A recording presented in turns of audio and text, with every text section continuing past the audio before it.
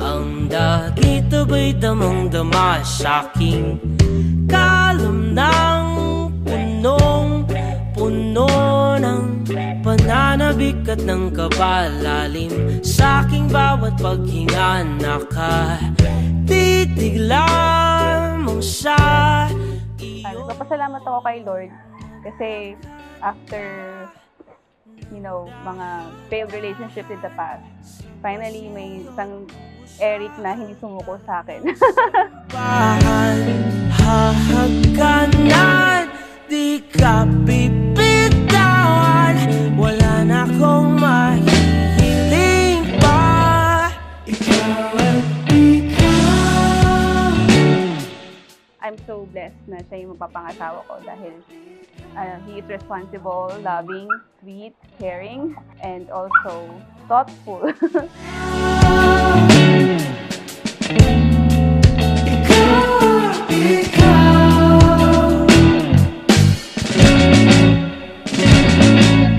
Di maikukumpara, araw-araw kong dala-dala pa po ritong panalangin ko'y kasama ka sa pagtanda, ang hiling sa Diyos na may gawa, apelido ko'y maging.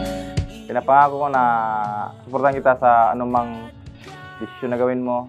Saka pinapangako magtutulungan kita yung dalawa sa anumang pagsubok na darating. At hinawakan mo ako't aking binapigilang maluhan ng mayakap na ikaw at ikaw. Kasi siya yung pinakamatagal ko na kuhan yung parang naging girlfriend. Tapos mabait din, parang kuhan ba, maintindihin. Tapos parehas kami ng parang mindset na yung goal.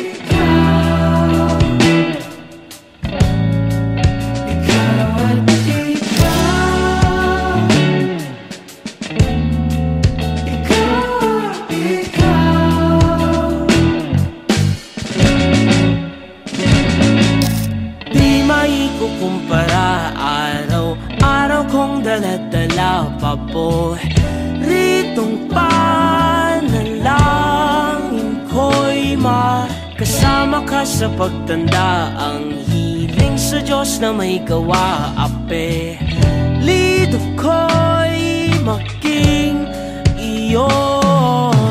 Naglakad ka ng dahan-dahan sa pasilyo tungo sa'kin at hinawakan mo ako't aking binapigilan. So yung third person na dapat lang ninyong payagan sa buhay ninyo. Wala nang ibang third party. The only third person is the Lord Jesus Christ. No? Sapagkat meron kayong hindi pagkakatagpuan, pero pwede kayong magtagpo sa Panginoon.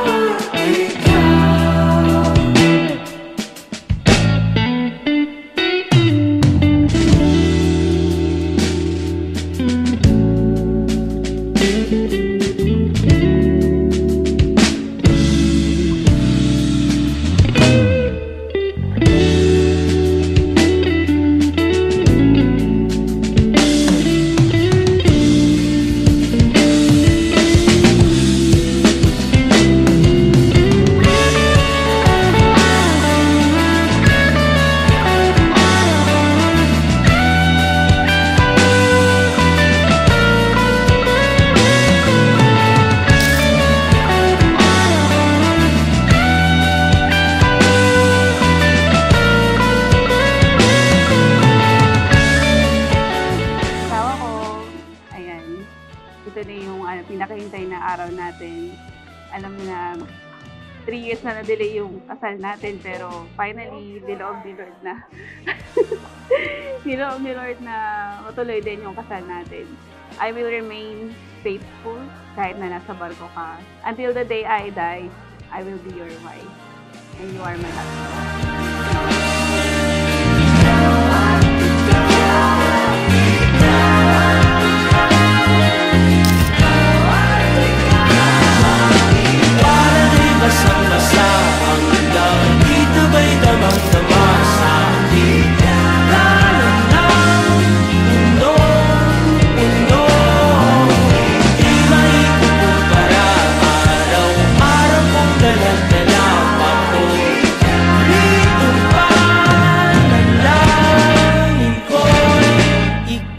now.